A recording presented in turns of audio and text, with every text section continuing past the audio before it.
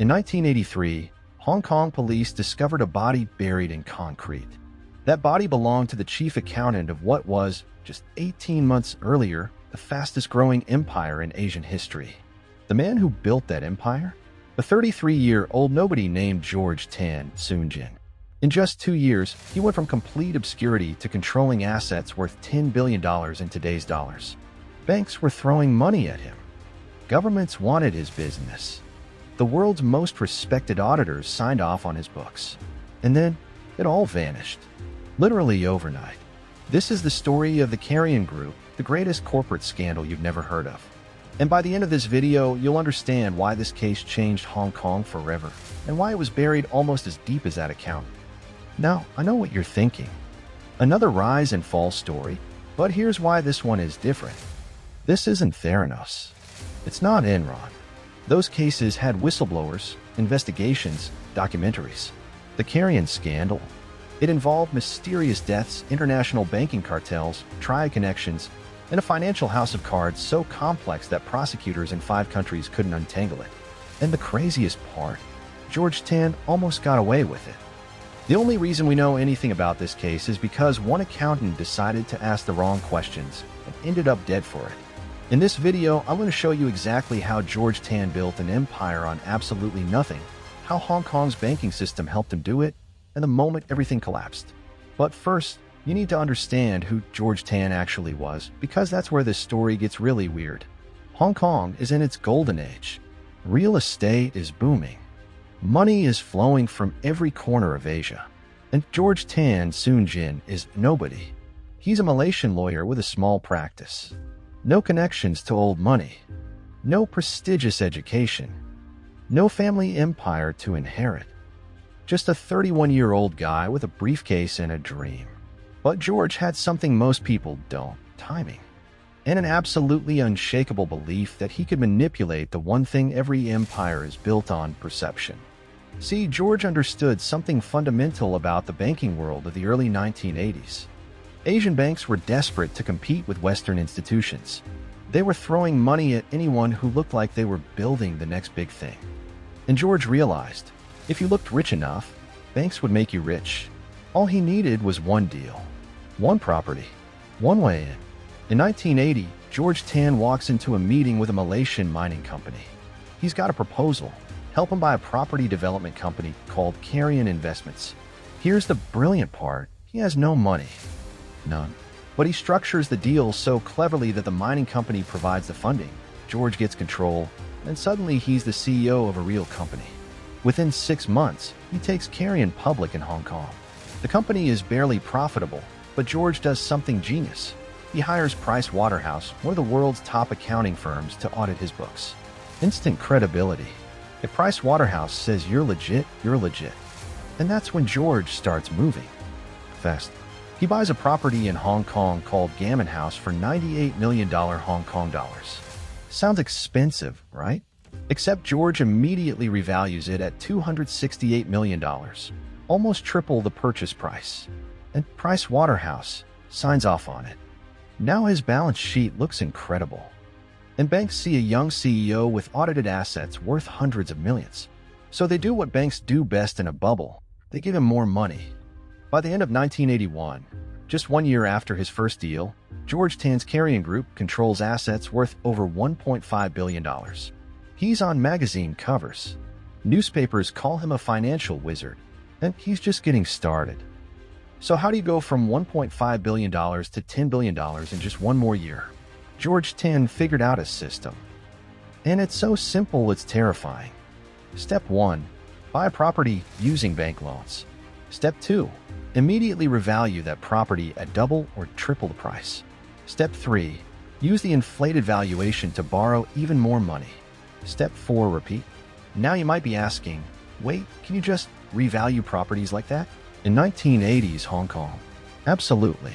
Real estate was going up so fast that valuers would basically write whatever number you needed. And as long as your auditors signed off, which Pricewaterhouse kept doing, banks treated those numbers as real. But here's where George took it to another level. He started creating ghost companies. Dozens of them. Shell corporations in Bermuda, Hong Kong, Malaysia. And he'd have these companies buy properties from each other. Each time the price would go up. Each time the valuation would increase. Each time he'd show banks his growing asset base. Let me give you one example. Carrion buys a hotel in Singapore for $50 million. 6 months later, a Carrion shell company buys it for $85 million. 6 months after that, another Carrion shell company buys it for $120 million. The hotel never changed hands. It was always George. But on paper, Carrion's assets just grew by $70 million. And the banks never checked. By 1982, George Tan isn't just fooling small regional banks. He's got credit lines from Bank Bumiputera Malaysia, over $400 million. Worley Limited, Hong Kong's top investment bank. Banking Corporation of Hong Kong. Even Citibank. These aren't random institutions. These are some of the most respected banks in Asia. And they're all lending to George because everyone else is lending to George. It's a perfect feedback loop. But there's one person who starts asking questions. Jalil Ibrahim. Jalil is the chief internal auditor at Bank Bumiputera Malaysia. He's reviewing Carrion loans and something isn't adding up. The valuations are too high. The companies are circular. The collateral doesn't exist. In July 1983, Jalil flies to Hong Kong to investigate. He tells his wife he'll be back in a few days. He's never seen alive again. July 18, 1983. Jalil Ibrahim checks into a Hong Kong hotel. He meets with Carrion executives. He asks to see documentation. Real proof of the assets. July 19th, he disappears. 2 weeks later, police discover his body in a construction site in the New Territories, buried in concrete. Autopsy shows he was strangled. And suddenly, everyone starts paying attention. The Hong Kong police launch a murder investigation. Malaysian authorities freeze Bank Bumiputera's lending. Newspapers start digging. And when they look at Carrion's books, actually look at them, they discover something unbelievable. The entire empire was built on nothing. Almost 90% of Carrion's reported assets didn't exist. The properties were overvalued by billions. The companies were shells. The profits were fake. George Tan had built a $10 billion empire out of paperwork and confidence, and now it was about to collapse. October 1983. Jalil's murder is international news. Malaysian government demands answers. Hong Kong regulators finally start asking questions. And banks panic. Remember, George built this empire on borrowed money. Every property, every asset, every subsidiary was leveraged to the max. The moment banks stop lending, even for a week, the entire structure collapses. Think of it like Jenga. Every block is a loan. George kept adding blocks higher and higher. But the foundation, empty air. The second someone pulls one block, the whole tower falls. And that's exactly what happens. Bank Bumiputera calls their loans $400 million. Immediately, Carrion doesn't have it. They've never had it. That money was always lent to other shell companies, were used to buy overvalued properties. Worley Bank calls their loans. Citibank freezes credit lines. Within 3 weeks, Carrion owes $1.2 billion it cannot pay. November 1983, George Tan holds a press conference. He's calm, confident. He says it's a temporary liquidity issue. He says Carrion has billions in assets and will recover. But behind the scenes, he's desperate. He's calling every contact, every banker, every government official. Nobody will help him, because now they've seen the truth. By December 1983, Carrion officially collapses. Liquidators move in, and what they find is one of the most complex frauds in Asian history. Hong Kong's Commercial Crimes Bureau spends 3 years untangling Carrion's web. They discover over 200 shell companies in 15 jurisdictions. Properties that were sold 6 to 7 times between Carrion entities, each time at higher prices. Fake construction contracts worth hundreds of millions that were never executed. Circular loans where Carrion Company A would lend to Company B, which would lend to Company C, which would lend back to Company A. One investigator described it like this: imagine a man with 2 pockets. He puts $100 in his left pocket, then claims both pockets have $100. Then he moves that money to his right pocket and claims he now has $200. Then back to the left pocket, now he claims $300.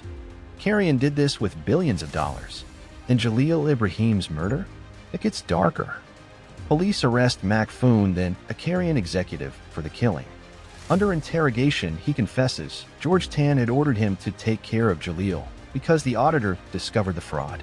But here's the part that haunts investigators. Mac hung himself in prison before the trial. And George Tan swears he never ordered any violence. To this day, the full truth of Jalil's death remains disputed. So who was George Tan really? During the trial, which lasted years, prosecutors tried to paint him as a criminal mastermind. A man who built an empire knowing it was fake, who manipulated banks, auditors, governments, who maybe even ordered a murder to cover it up. But George's defense was fascinating. He argued, "I believed it was real." And here's the disturbing part, he might have been telling the truth. Not that Carrion wasn't a fraud. It absolutely was. But George Tan may have actually believed his own valuations. He may have convinced himself that if real estate kept going up, eventually the properties would be worth what he said they were. Psychologists call this magical thinking. You believe something so completely that you ignore all evidence against it. And in a bubble economy, surrounded by people who keep saying yes, who keep giving you money, who keep validating your genius, it's easy to lose touch with reality. But belief doesn't change the outcome. In 1986, George Tan is convicted of fraud and conspiracy. He's sentenced to 3 years in prison, shockingly light for a billion-dollar fraud. He serves 2 years, gets out in 1988, and then he disappears from public life completely. Here's what most people don't understand about financial fraud. It's never just about one company. It's about the system. Carrion's collapse didn't just destroy George Tan. It took down Bank Bumi Malaysia, lost over $1 billion, equivalent to $2.8 billion today. The Malaysian government had to bail them out. Twice. It became the biggest banking scandal in Malaysian history. Worley Limited, Hong Kong's premier investment bank, lost hundreds of millions. Their reputation never recovered. They were eventually absorbed by HSBC. Price Waterhouse, the accounting firm that signed off on Carrion's books for years. They faced massive lawsuits. Their credibility in Asia was destroyed. It took them a decade to rebuild trust. Total losses? Estimates range from $3 to $5 billion in today's dollars. Thousands of investors wiped out. Pension funds that held Carrion bonds lost everything. Middle-class families in Hong Kong and Malaysia who trusted the banks lost their savings. And George Tan? He walked away after 2 years in a minimum security prison. So what did Hong Kong learn from Carrion? In the immediate aftermath, regulators promised reforms. Stricter property valuations, better bank oversight, more transparency in offshore shell companies. And for about 5 years, things did change. But then the property market heated up again. Banks started lending aggressively again. And by the 1990s, new financial wizards were doing almost exactly what George Tan did. 1998, the Peregrine investment collapse in Hong Kong. Same pattern. Over-leveraged loans, inflated valuations, regulatory failure. $450 million in losses. 2008, global financial crisis.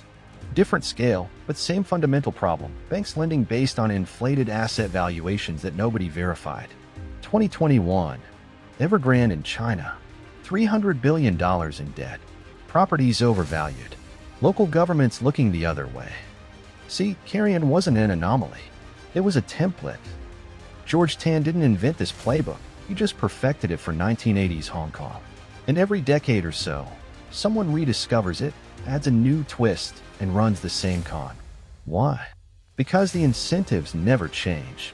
Bankers make money on loan volume, not loan quality. Auditors are paid by the companies they audit. Regulators don't get rewarded for preventing scandals, only for cleaning them up afterward. And as long as real estate is going up, everyone wants to believe the magic is real. So where is George Tan now? That's the question that haunts every investigator who worked on this case. After he got out of prison in 1988, George vanished. Some reports say he moved to Taiwan. Others claim he's in mainland China. A few journalists claimed to spot him in Singapore in the late 90s, but nobody knows for sure. And honestly, that might be the most disturbing part of this entire story. A man built a $10 billion empire on absolutely nothing. He fooled the world's biggest banks. His fraud led to a murder. The collapse destroyed thousands of lives. And he just walked away, served a fraction of the time, kept whatever money he managed to hide offshore, and disappeared. Think about that. Think about Jalil Ibrahim's family. Think about the investors who lost everything. Think about the bankers at Bank Bhumiputra who trusted George and lost their careers. All of them are still living with the consequences. And George, he's somewhere in Asia, probably living a quiet life under a different name. So why isn't this story more famous? Why isn't there a Netflix documentary? Why don't Western audiences know about Carrion? Two reasons. First, it's a Hong Kong story. The 1980s Western media barely covered Asian business news. By the time the full fraud was exposed, it was seen as a regional issue. Second, everyone wanted it buried. The Hong Kong government didn't want to scare away foreign investment. Malaysian officials didn't want to admit their biggest bank got scammed. And the international banks involved, they settled lawsuits quietly and moved on. But the truth doesn't disappear just because it's buried. Just like Jalil Ibrahim's body, the truth was always there, waiting to be uncovered. And now you know it. The Carrion scandal changed Hong Kong. It exposed the dangers of unregulated growth. It showed how easy it is to build an empire on lies when everyone's getting rich and nobody wants to ask hard questions. And most importantly, it proved that one person asking the wrong questions, like Jalil Ibrahim, can bring down even the greatest illusions, sometimes at the cost of their life. If you found this story as fascinating and disturbing as I did, hit that like button. It tells YouTube to recommend deep dive documentaries like this to more people who actually want to learn about the scandals that shape modern finance. And drop a comment. What other forgotten corporate scandals should I investigate next? I read every single one. Because Carrion wasn't the only corporate empire built on lies in 1980s Asia. Next video, I'm covering a scandal that makes George Tan look like an amateur, the BCCI bank collapse. International espionage, drug cartels, CIA connections, and billions in stolen money. That video is coming next week. Make sure you're subscribed. I'm Collapse Chronicles, and this is Collapse Chronicles. Thanks for watching.